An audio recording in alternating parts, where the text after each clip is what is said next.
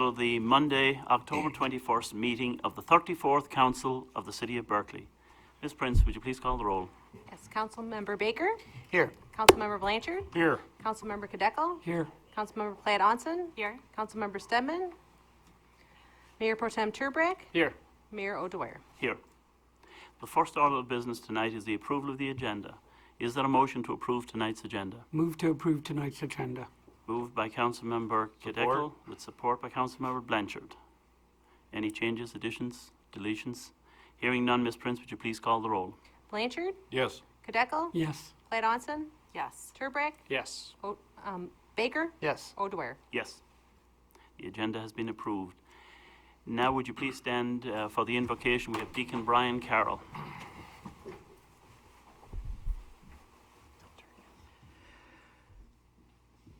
O good and gracious God, we give you thanks for all the good gifts you give us. We thank you particularly this evening for the gift you give us of each other.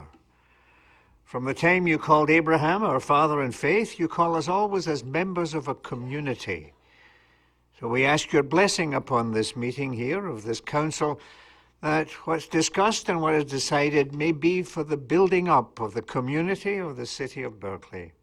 And let us all say, Amen. Amen. Please remain standing for the Pledge of Allegiance.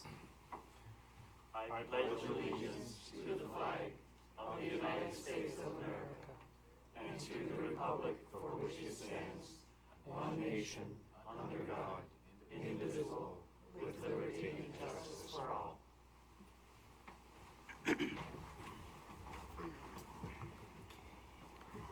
And now we come to Citizens' Comments, when you may present your thoughts on issues that are not included on tonight's agenda.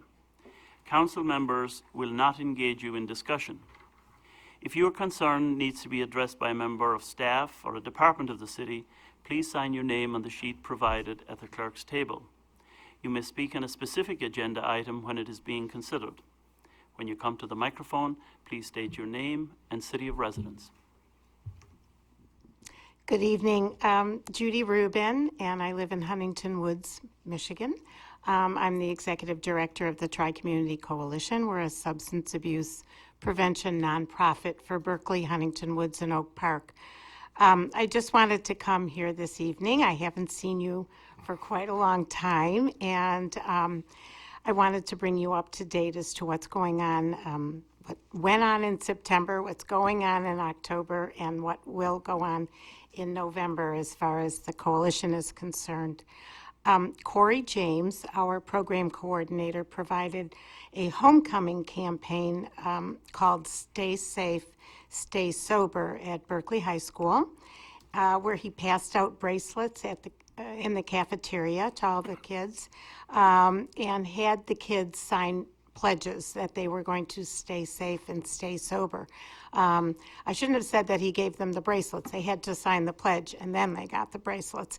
And it was a big hit because a lot of the teachers, the principal, and assistant principal and counselors were also wearing the bracelets. So it sent a great message. He also did a campaign called The Only Beer I Drink is Root Beer, and that was hugely successful. He did that as a way to recruit the youth coalition members, and they had something called clubs in the courtyard. And so he had tons of root beer, and in order to get the root beer, the kids had to give him their email address and learn a little bit about the U. That's the youth group, the name of the youth group. So he received 127 emails. The kids liked the root beer, and he's had a huge success at Berkeley High School with kids subsequently coming to his meetings.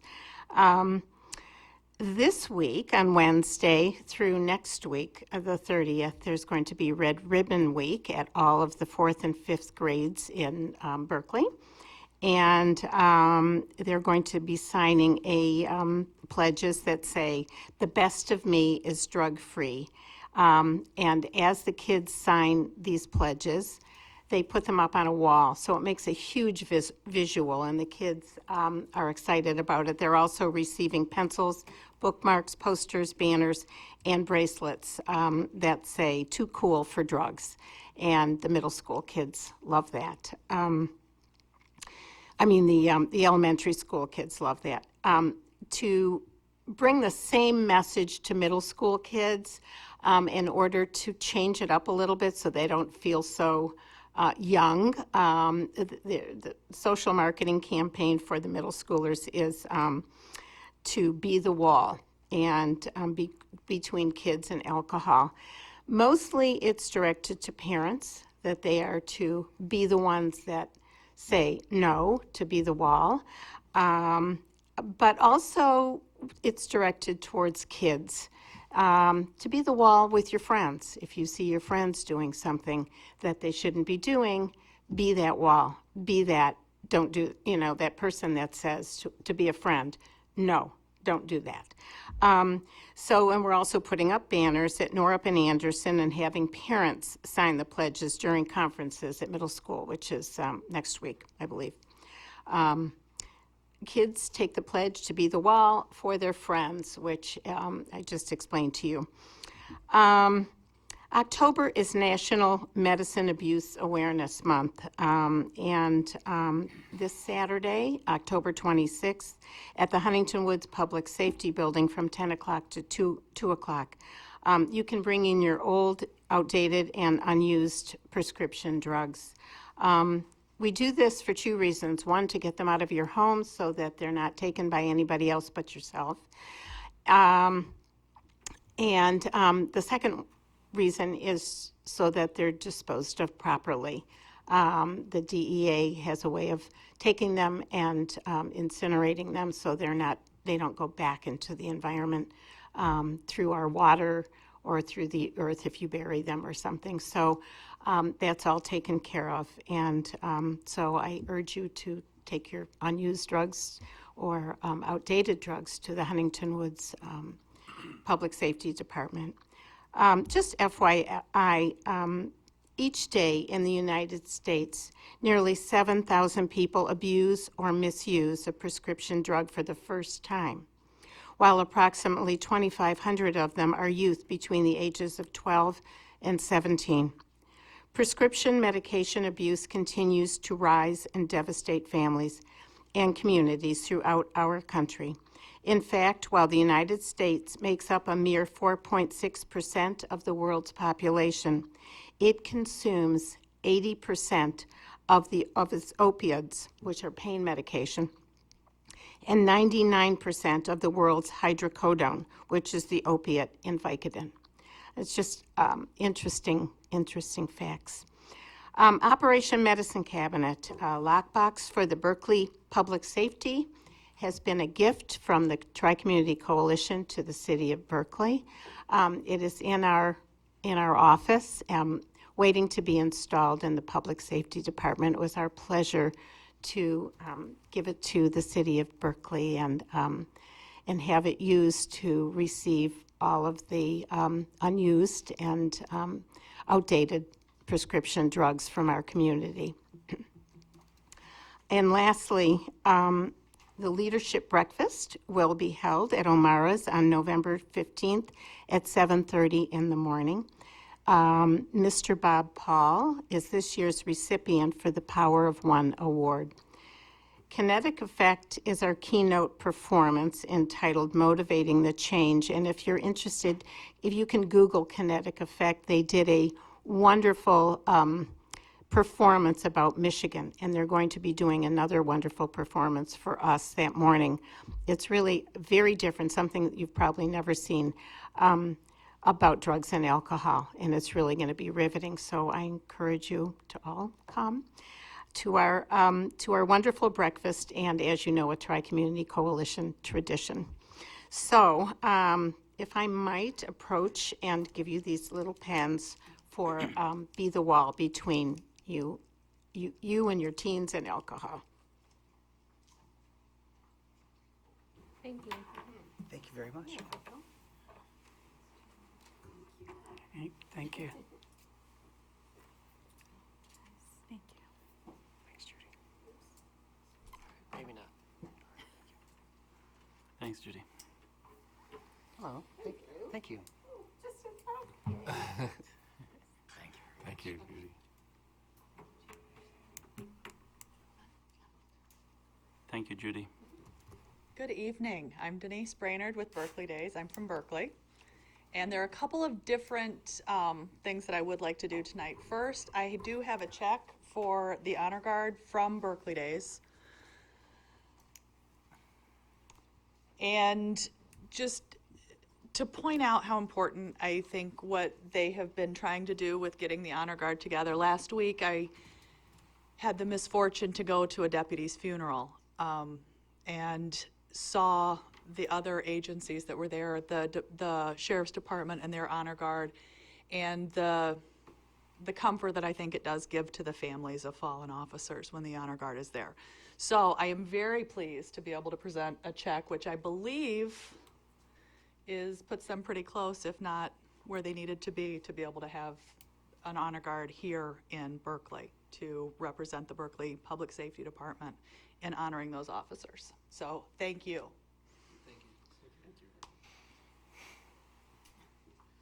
I'd like to thank the Berkeley Days and Denise for their support, the continued support of the community for the Honor Guard. With this donation, this will put us over the top to successfully outfit 4 of our PSOs as Honor Guard members. In addition to that, that'll cover the training. We're still attempting to lock down the training. That'll be soon to come. So I believe next time we're before the council here, we should be fully outfitted and be able to present the Honor Guard formally. Thank you. Thank you. Thank you. And I believe there was something else that we had to do this Yes, evening? there is actually a matter of some business to be transacted. I believe so. And if you would approach the council, we have, first of all, we have the horseshoe trophy, which you guys won by a very close margin. Referee, I saw the rerun on ESPN, and it was even closer than I thought. But we're delighted anyway to pass it along to you again. We'll be collecting it next year, have no doubt. Take good care of it. Thanks, Denise. And now the Mayor Pro Tem has an additional presentation. So there's a softball game that happens, and unfortunately this year the council and the city did not come out on the winning end. But I want to say something very important right now. We cared enough to be here tonight, to be gracious losers, and to present this trophy. Sergeant Corey Miller suffered a debilitating injury in that softball game, and he is still here as well. And I personally contacted a member from the Dad's Club, and I was told he would be here. They don't care enough to come and get this trophy. We might have to just keep it ransomed until we officially win it back next year. I am more than happy to accept that, though, on behalf of the Dad's Club. There's also an error in the score. I'm pretty sure. I don't think it was that bad, was it? I believe that might have been the official score. Well, I will give it to you. Please pass along my message to them, and we look forward to seeing them next year. Thank you.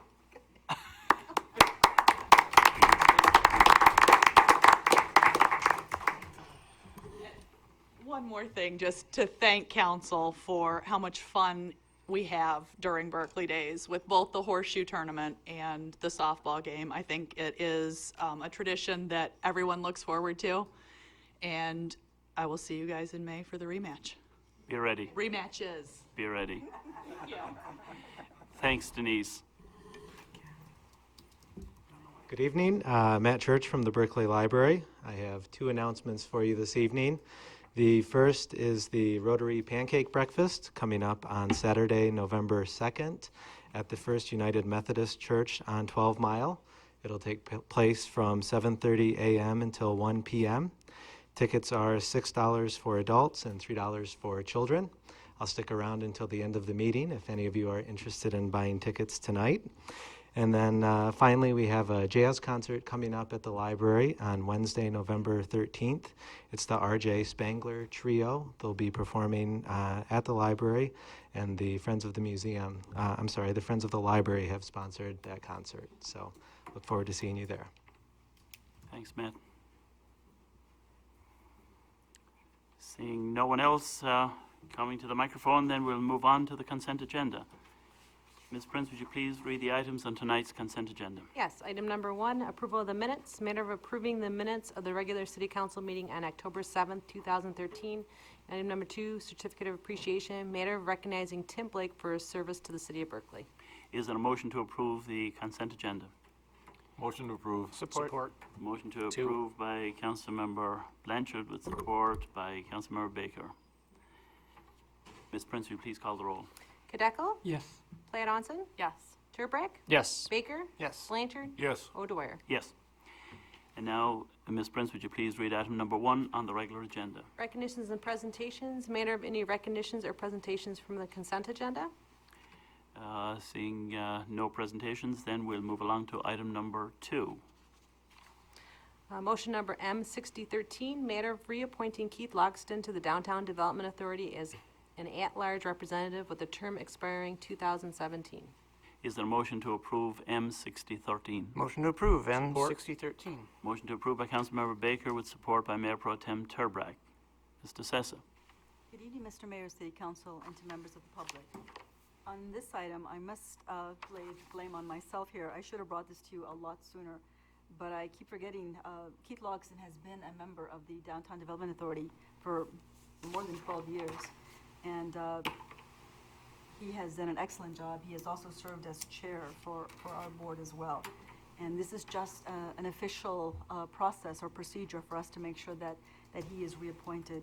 And I'm asking the City Council to please reappoint Mr. Logston to the Downtown Development Authority. As I mentioned, he has been a licensed architect for more than 22 years. He has been a resident of the city of Berkeley for more than 12 years as well. And I think that's almost as long as he has served as well on the Downtown Development Authority. So, Council, I have a lot of great things to say about Mr. Logston. We're very honored to have him as a member of our association, and I strongly recommend his reappointment. Thank you. Any additional comments? Councilmember Baker. Thank you, Your Honor, and it is my intention to fully support this as well. I think Keith's contributions to the DDA are many and varied. He continues to bring a strong presence to the board, and his volunteerism and the ability that he brings to really have a vision and help see it through is an inspiration to all of us. And so, for my role as the liaison to the DDA, I fully support this. Very good. Any additional comments? Very good. I agree with my colleague. I think Keith brings a vision and a perspective that is valued, and I'll be very pleased to support this motion as well. Seeing no more comments, then, Ms. Prince, would you please call the roll on M6013? Platt Onson? Yes. Turbrack? Yes. Baker? Yes. Blanchard? Yes. Kadeco? Yes. O'Dwyer? Yes. Now, Ms. Prince, would you please read item number 3? Resolution number R3813, matter of approving a resolution designating Saturday, December 7th, 2013 for the annual holiday parade and tree lighting ceremony in Berkeley. Is there a motion to approve R3813? Move to approve. Support. R3813. Motion to approve by Councilmember Kadekel with support by Councilmember Platt Onson. Mr. Sessa. I don't know if we have any members from the holiday parade program. Okay, with that, Your Honor, I guess I'll just very briefly go over. This is an annual event that happens in our community, and as you've mentioned, December 7th is the date when this occurs. And we start at about 5:30 p.m. for the parade. Basically, the parade route goes from Cummings East on 12 Mile all the way to City Hall. And it stops or accumulates here at City Hall, and we have our wonderful tree lighting ceremony. And then also the children get to visit with Santa, which is a tremendous event for everybody. Mm-hmm. And the Junior Women's Club are one of the key sponsors of this event. And after the parade, they also offer free hot chocolate and donuts to to everybody who attends. It's a really great event, so I encourage everyone to please join us. The parade is tremendous. The only other events that they're also holding, I should say, not only, but they're also offering carriage rides. Again, this depends on the weather. And the carriage route will be starting east on Beaumont from City Hall to Mortenson, and from Mortenson south to Beverly, and then Beverly west to Henley, and Henley north to Rosemont, and then back to City Hall. So there is a route for those who are interested in participating on a carriage route. A lot of fun. And the only other event that they sponsor, and I know the children enjoy it very, very much, is the petting zoo. And I'm not sure exactly where they're going to be placing it. From what I understand in talking to some individuals, they think that it'll probably be next to the ice cream. Clarkson's. Clarkston's, yes. And I think that's where they're going to have it, but we're not 100% sure. But we'll know soon. And with that, Your Honor, this is something that we do on an annual basis. We work with them very carefully. Public safety is very much a part of this, and we recommend it for your consideration. Thank you very much. Any additional comments? This is a wonderful event. The lights parade is magnificent. Just the appearance of Santa's arrival is truly magical. And we'd like to thank all the volunteers who work so hard to make it such a wonderful event, and for all the children who make it worthwhile. Ms. Prince, would you please call the roll on R 3813? Turbrack, Yes. Baker. Yes. Blanchard. Yes. Kadeco. Yes. Platt Onson. Yes. O'Dwyer. Yes. Now, Ms. Prince, would you please read item number 4? Motion number M6113, matter of authorizing the city manager to execute a contract with Jan Bruning to serve as the city's substitute electrical inspector. Is there a motion to approve M6113? Motion to approve M6113. Motion Support. approved by Councilmember Blanchard with support by Councilmember Kadeco. Mr. Sessa. Council, whenever we do inspections for our city, part of those inspections, obviously, they're done through a contractor. They are not actual employees of the city of Berkeley. They are done by contract. This contract has been put together by our city planner, Miss Amy Vanson, who's with us this evening in case you have any questions. And then also our city attorney, Mr. John Starren, to make sure that this contract is all as required, meets all requirements. Basically, I'm not going to read over the entire contract with you all, but in terms of compensation, which I'm sure that's what a lot of people are may be interested in, he charges us $65 an hour for his electrical plan reviews. And there's a lot of other data. Again, I'm not going to go into great detail with regards to what he does, but he is required to comply with our state rules as it relates to electrical inspection. And this individual will act as our substitute. Ms. Vanson, is there anything else you'd like to add, please? Hello. For the longest time, I was trying to recall actually when Tim Blake started, I think he was before me, providing us with substitute electrical inspection services whenever the electrical inspector at the time, Jay Winslow, went on vacation. And then when Jay retired, we had Cecil Klein, who was willing to, I don't want to say take over the full-time job, because it's not a full-time job, it's a couple of days a week. Mr. Blake still continued on substitute inspection, maybe 8 days a year when Cecil was ice fishing or something like that. So Mr. Blake is retiring, and so we're very grateful to have Mr. Bruning willing to step into this role because, as I said, it's about 8 days a year, which is sort of a quirky number to get somebody that's willing to do that. So he's qualified, and as Ms. DeSessa indicated, if plan reviews are necessary, it's a similar rate to what our other inspectors make, $65 per hour for the actual inspections. He would get paid the same that our permanent inspectors get, which is 35% of the permit fee with rough approval and then 35% with the final approval. So of the permit fees, our inspectors get 70% of the permit fee. And as Ms. DeSessa indicated, Mr. Starron has looked over the contract, and he tweaked it, and now it is before you for consideration. Very good. Any additional discussion on the topic? Councilmember Platt Hansen. I actually just had sort of a question on exactly what you just went over. So is it typical to have pay tied to approvals for an inspector? Is there a reason why it's not hourly? It just seems odd that perhaps it creates an incentive for speedy approval if they get paid upon approval. I'm just wondering if that is a typical... It's pretty typical because it's based upon the amount of permits that are coming in.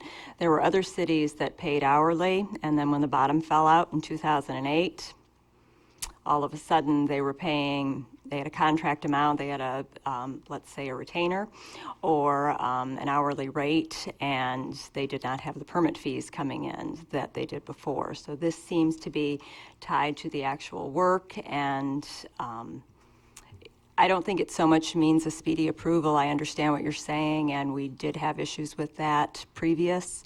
I don't think it's a problem now. I think I've got the city has 3 inspectors, hopefully soon to be 3 and a substitute, that do very good work and are very conscientious and making sure that things are done correctly so that they're not just rubber stamping things to get a 35% retainage.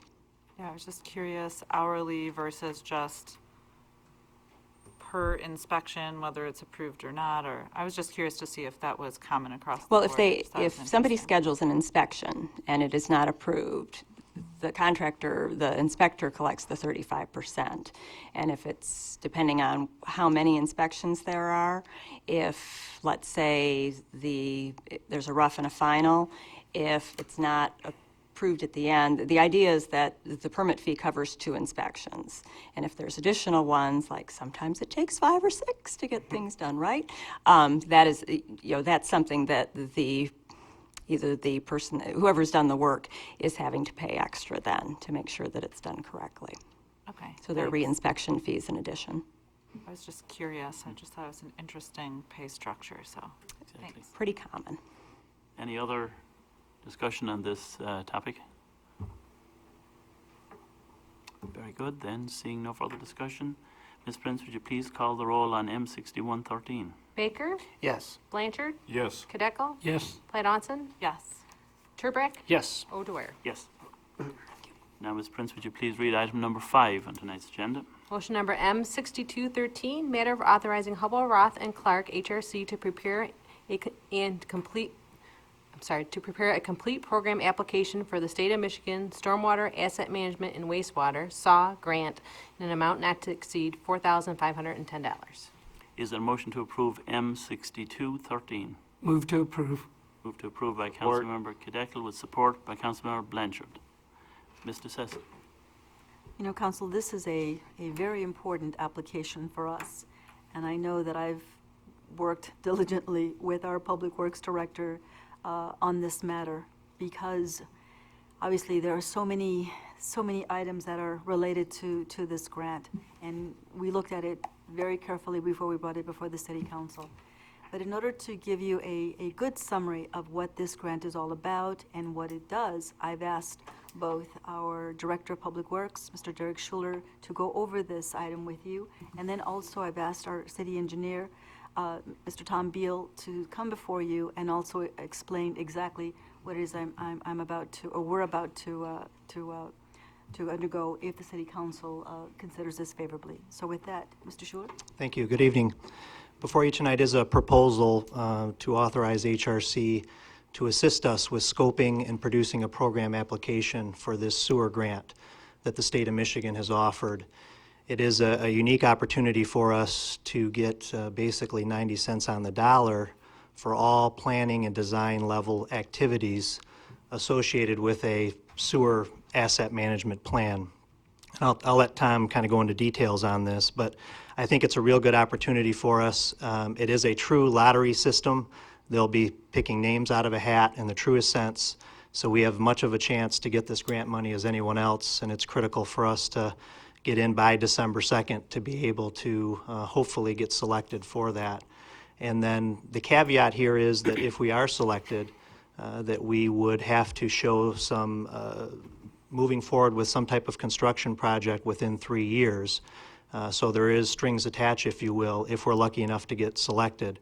But it would allow us to do a number of things, purchase a CMMS GIS system for the public works, which we've been longing for some time. Numerous items are fundable via this grant, so it is really a unique opportunity, one that I think we definitely should entertain. And I'm going to have Tom Beal come up and explain a little bit more of the details. Mr. Beal, come on up. Just before you give your presentation, I wanted just to simply remind the City Council that this project is very much in line with the goals meeting that we have once a year. You know, one of the directions that you've given me as your city manager is to find a way as to where we can develop this plan so that we will know exactly what are the infrastructure needs of this community. And I know every community is struggling to develop this type of plan. The city of Berkeley has been working diligently these past few years as well to get that done.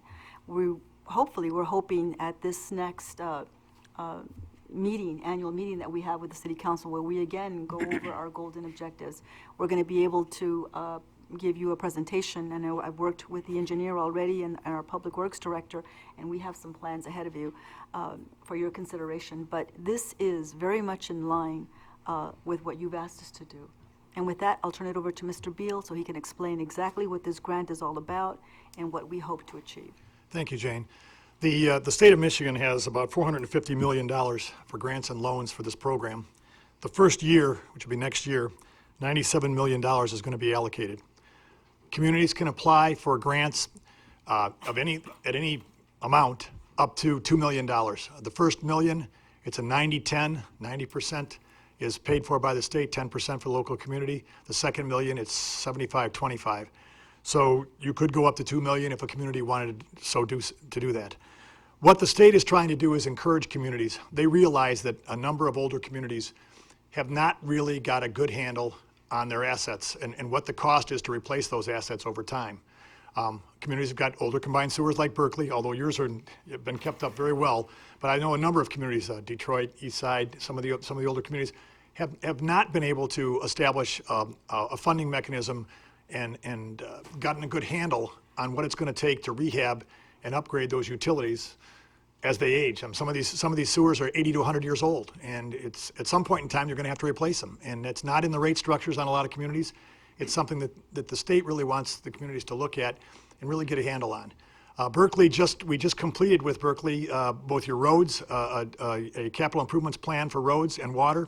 This will cover your combined sewers. The program offers it for sanitary sewer or storm. Your combined qualifies for both. So we'd be going after this for combined sewers. What we'd be looking at would be putting together an application that could include everything from TVing sewers that you think need to be televised, inspecting manholes that need to be inspected, determining what the needs are going to be over the next 20 years, assigning a cost to those, and then developing the financial program to say, okay, if we decide to do this over a 20-year period and we need these assets to be to maintain and upgraded, what will it do to our rate structure? What do we need to do to be able to fund these and make sure that we've got a good handle on it? In Berkeley's case, on your combined sewer system, you've done a lot of lining over the last few years, which you're way ahead of the curve on a lot of people. But at 90 cents on the dollar, you can do more and figure out what your total needs are and put that into the program. And as Derek indicated, it can include everything from employee training. You can purchase the financial software at 90 cents on the dollar.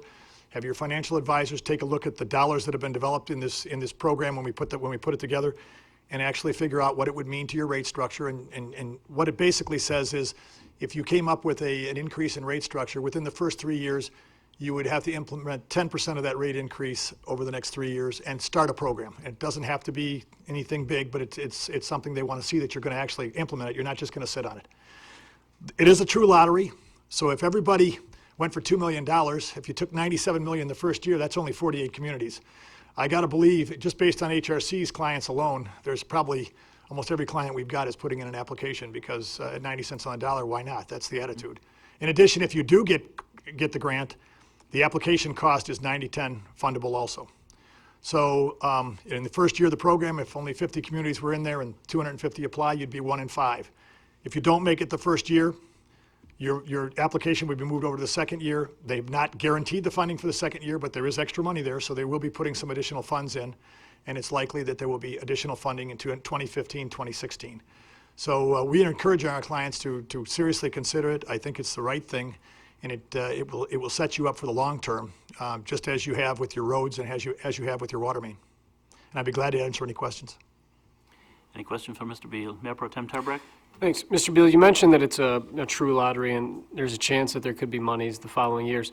If you are selected and you win one year, are you eligible to win after that? I mean, is it? The total allocated is $2 million per community, no matter how you cut it. So you can put $1 million here and $1 million there, or 500? Put in, Okay. yeah. So it's, Now, keep in mind, some of the older communities that haven't done any televising, for example, and if they're not saying, hey, they're not saying if you put an application and say, I want to TV 100% of our sewers, they're going to say, well, that's really routine maintenance.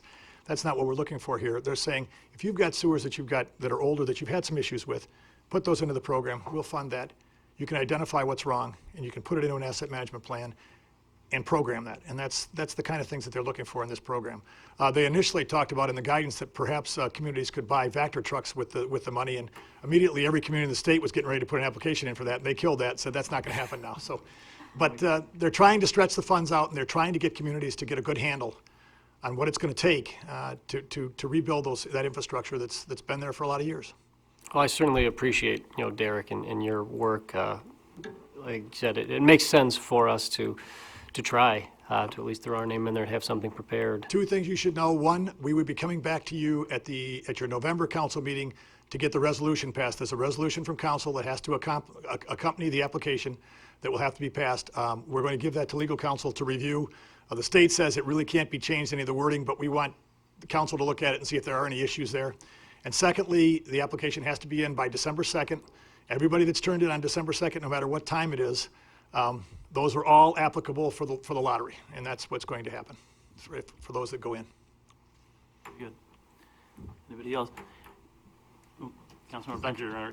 Just a quick question. It seems like an awful tight time frame to put this together, and knowing that all your clients are going to do the same thing, you guys have the capability of doing this? Yes, we do. And the application is about this thick, but a lot of it is basically you're not actually doing the work. You're doing the application and saying this is what we intend to do.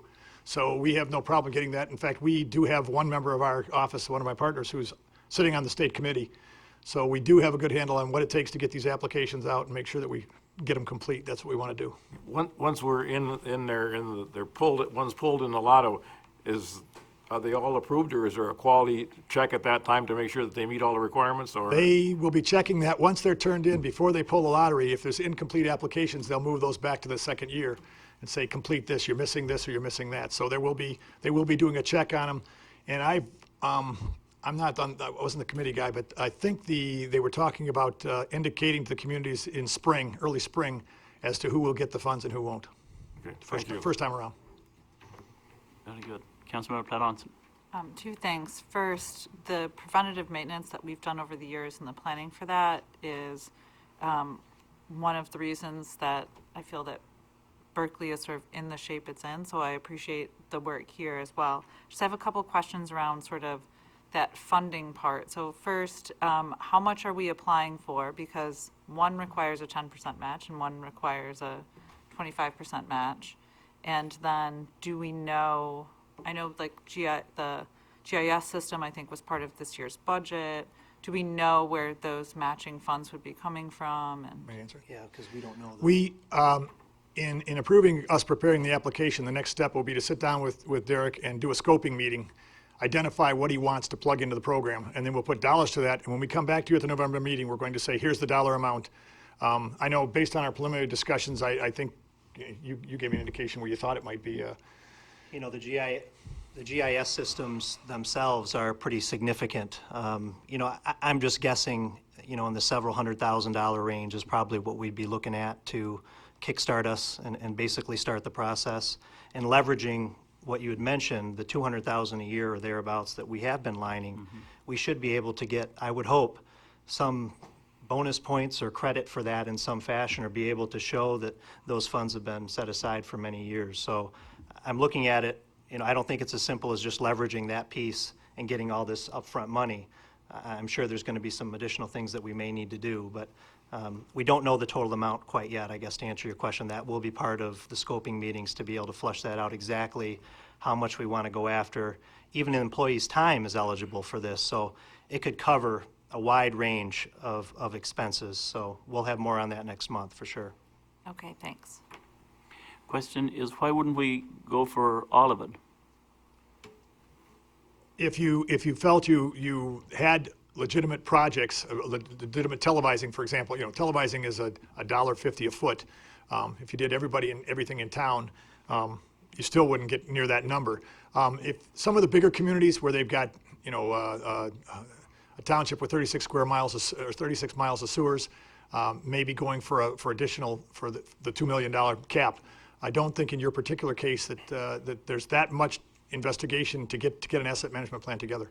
Okay. It'd be different if it was $2 million for construction dollars. Would that's that what I was be gonna say. difficult? But the planning design level, that would be a pretty substantial system to be able to have an amount like that. Yeah, the big ticket item would be the construction. Once you figure out what the problems are, that's where the dollars come in. That's exactly what I thought. Councilmember Baker. Thank you, Your Honor, and thanks to you both for this presentation and for the preparation that went into this.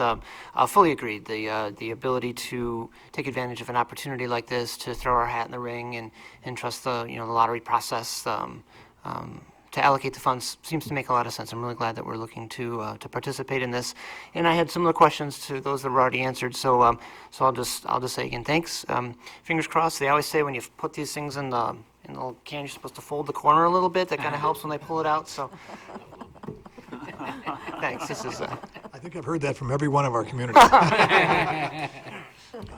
Fold the other corner. Then if we don't, we should win then, right? If everyone does the same. There you go. There you go. Let's not fold the cardinal then. Mm-hmm. Any other questions on this important matter? Very good. Seems like a very wise thing to do, to throw our hat in the ring anyway, and hope that we're more fortunate in this lottery than in all the other lotteries we invest in. The House typically wins. Ms. Prince, would you please call the roll on M6213? Blanchard. Yes. Kadeco. Yes. Platt Onson. Yes. Turbrack. Yes. Baker. Yes. O'Dwyer. Yes. Thank you for your time. Thank you, Tom. And now we come to communications, and I believe Councilmember Kadeco is up first. Thank you, Mr. Mayor. Earlier, we saw Judy Rubin up there talking about the safety with kids and the drugs and everything. And once again, it seems all too frequent. Today, we had another incident in Nevada where there was a shooting, and a kid came to a middle school, and they say that the administrator or the staff member went to try and save everyone, and in the process got killed himself. And I just want to say that my heart is with the two critically injured and with the families of everybody in that Nevada middle school. Also, I want to remind everyone that on November 4th, we will not be meeting, and I want to thank in advance our city clerk, Cheryl Prince, for all the hard work she's done to prepare for this election coming up, and remind everyone to vote on November 5th, Tuesday, November 5th. Come out and vote, and I want to wish luck to all the candidates. Thank you. Councilmember Platt Onson. Just one thing this evening. There's still about another week left to nominate yourself or someone else for Recycler of the Year through the DPW or through the city as well. So please do that. America Recycles Day is in November, and it's a good reminder for ourselves and our community that we could be doing more for the earth and saving ourselves some tax dollars in disposal fees. So that's all. Thanks. Thank you. Mayor Pro Tem Turbrack. Thank you, Mr. Mayor. I want to echo the comments of Councilmember Kadeco regarding the school incident that happened today in Reno. As somebody who works in a school every day and somebody whose wife works in a school every day, hearing these things, it almost, unfortunately, you become desensitized to how bad and how terrible these events actually are. But they're happening at such a high frequency that it doesn't shock me, unfortunately, anymore. I get sad and depressed, but it happens too frequently. So I don't know what the answer is, but something needs to happen to prevent these kinds of things, especially as it involves young children. On a more positive note, a number of items coming up from the Parks and Recreation Department that I want to make sure everybody is aware of.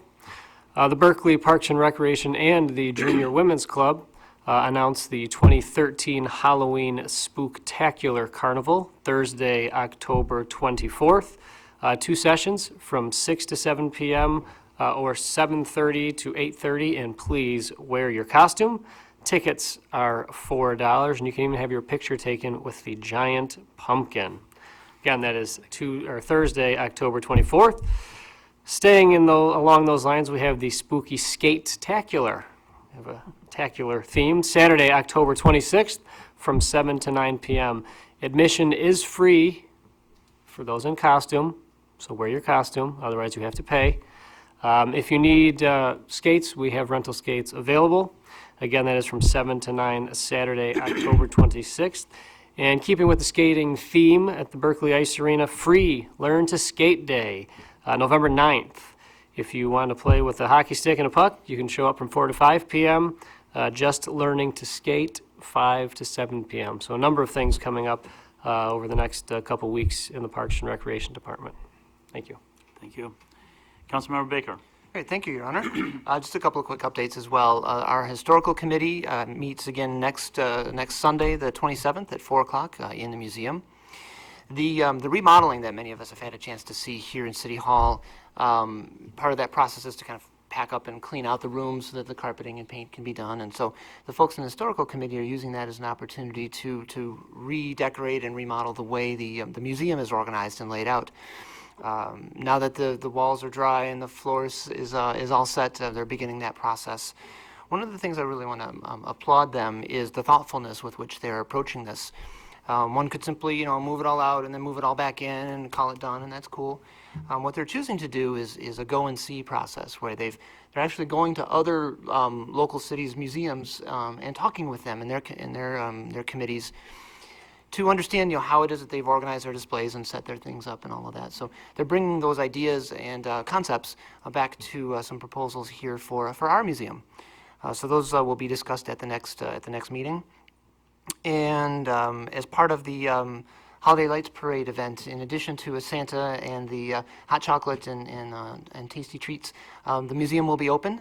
So those of you that'd like to see how the museum has progressed and ask questions and learn more about our city's history, you're welcome and encouraged to do that as well. The museum is right there next to the gazebo area, so it's a short few steps to step back in time. Let's see, speaking of stepping forward, from the transit perspective, the M1 is the project name for the downtown streetcar system that's being actively moved forward. The M1 bidding process to get the contractors and specifically to get the streetcars in place. The M1 bid process opened today, as a matter of fact, and it's going through the 28th of this month. Those bids will be reviewed and the contracts will be established by early December. And their plan remains to be fully operational early in 2016. And as far as that sounds, it's actually just around the corner from a project of this perspective. There'll be a total of 6 streetcars covering 11 stops along the 3.2-mile loop in downtown. So again, that's six streetcars with 11 stops around that loop there. And it's exciting to be talking about those big steps forward on a transit system. But those aren't the only steps that we're taking. As you know, Berkley participates in the regional discussion along the entirety of Woodward Avenue. And thus far, we've had 2 open house public hearings where folks have had opportunities to come in, see the materials that are being discussed, have their questions answered about what it means to have a transit system. What are the benefits? What are the opportunities? What are the ways in which a system like ours could be designed to be safe and reliable and dependable. There's another one of these sessions coming up Save the date, Thursday, December 5th, so early in December, December 5th, from 5:30 to 7:30 in our community center. Berkley will once again be home to one of these events. There's 6 of these along the corridor, and we have one very nearby. So it's another opportunity to come and learn more about this broader transit project and get your feedback and give us ideas and help shape the direction that our transit system can and should be. So I want to encourage you all to come out and help be a part of that process. And finally, a quote from Thomas Edison, who said, "If we all did the things that we are really capable of doing, we would literally astound ourselves." Again, if we all did the things that we are really capable of doing, we would literally astound ourselves. And it's partially because on this very date in 1879 that he officially invented a workable incandescent lamp, which was 134 years ago. It's partially because it was this day that I chose a quote like that, but I actually really think about all of the ways in which I continue to be astounded with what we have here in the city, the volunteers, the projects, the programs, the creativity, the dedication and hard work, right? We talked earlier about putting together a grant to do some really exciting things with our infrastructure. That kind of stuff I think is astounding. I mean, those are the signs of a hallmark of a tremendous community that is progressive and thinks about things in new and exciting ways. I'm very happy with the work that we have here, and I'd encourage us all to continue to find those things that we can do that we're really capable of doing, and continue to astound ourselves, and continue to make Berkley a fantastic place to live and work and play. So, thanks you guys. Thanks for everything that you do. Go be astounding. Thanks. Thank you. Councilmember Blanchard. Thank you, Your Honor. A couple of things. One, very shortly, we have Halloween, and I'd like to talk about Halloween safety for the little munchkins out there. When the children are out trick-or-treating, let's make sure of 2 things. One, that through their costumes they have good visibility, so they're not walking out in front of cars or not getting hurt in that way. That's very important. And secondly, let's make sure that the Halloween costumes are as fireproof as we can get them. We don't want wrapped kids in crepe paper that might catch fire because, as you know, there's candles around different places on Halloween time. So please, parents, go with your kids, make sure they're safe, don't let them run in the street, and make sure that their costumes are not something that will catch fire easily. On another note, yesterday I was invited to attend Everybody's Garden celebration. And if you haven't seen it, that is a wonderful place. I only wish I knew how they made things grow so well, but it was great. They had a wonderful celebration. A lot of people at cooking classes there using the fresh vegetables that they grow. And it was a great experience, and some really great soup that they made over there, and a lot of kale. You know, not many people eat kale, but years back I was stationed in the Army in New Bedford, Massachusetts, where the Portuguese people live, and they eat a lot of kale. So I had gotten used to it back there. But a very good day yesterday, and I hope a lot of people went to it. I had to leave a little bit early for another project, but it was very enjoyable. Thank you. Thank you. Mr. Sessa. Just a few reminders out there to the public. You know, it's leaf pickup time. We're starting that right now. So please put them in accordance to our city regulations. If you need some more information, please go to the city's website for more details. And of course, you can always contact City Hall or Public Works. The other thing that I just want to let the people know, I know the City Council has mentioned this a couple of times already, but our parking lot on Coolidge and Catalpa is moving right along. Everything so far is going really well. And we're hoping to finish within the next few weeks. I know our engineer and our public work director both, they're here this evening, and they've been very adamant on working on this project together. So for those of you that are not aware of it, we're looking at, or this project, I should say, consists of the removal and replacement of the existing concrete alley, and that's on Coolidge and Catalpa. And we're looking to replace the existing concrete alley with 8 inches of new non-reinforced concrete pavement and construct 30 new parking spaces on this area. So we're hoping to finish this within the next few weeks, weather permitting, and so far so good. and we'll see, and we'll be able to have a new parking space for our downtown area. So thank you. And council, that's all I have to report. Thank you. Thank you. Mr. Sabuda. Thank you, Your Honor. I have nothing this evening. Thank you. Mr. Stern. Just briefly, a couple of updates for council. We've been working with the city manager and with the department heads about our purchasing ordinance with the aim toward updating and streamlining the city's purchasing processes. Nothing too drastic, but just to make it a more efficient process and to take advantage of some of the technologies, online procurement, that sort of thing. We continue to work on that. I expect that's something the city manager will be bringing forward to you in the foreseeable future. Something else to report, when I started working with the city back in the spring, there were a number of pending property tax appeals. They're being processed by Oakland County Equalization. Some of those have been have been growing very ripe recently and are starting to settle or starting to get closer toward hearing ready. Been working with Mr. Sabuda. In fact, there's a case I'll hopefully be talking to him about tomorrow. But just to let you know, unfortunately, the city is still feeling and suffering the impact of some of our real estate market decline that's been going on for several years. Although it's certainly stabilizing, there are still properties where unfortunately we do have to settle or resolve by giving up some taxable value, but we're trying to hold that line as closely and snugly as we can. The last thing I mentioned, just because one of City Manager DeSessa's comments reminded me about that when she mentioned the leaf pickup program. I've been working with Amy Vanson and with the DPW to identify some of the properties in the city where we have some obstructions, such as portable basketball backboards and so on in the rights of way that potentially interfere with leaf pickup and other types of activities. So we are making an effort to notify them and politely but firmly asking them to remove those obstructions from the right of way. So keep you posted on that. Hopefully we'll have success with that.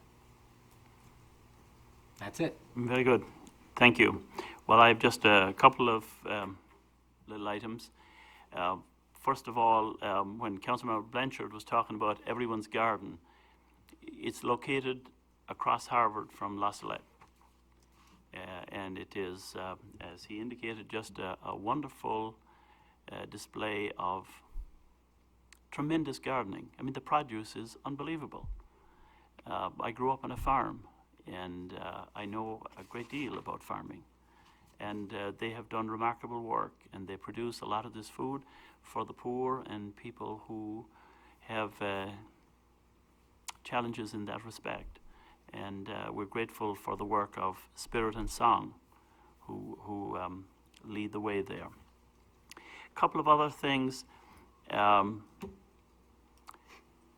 reluctance with which the Mayor Pro Tem handed over that trophy tonight was remarkable.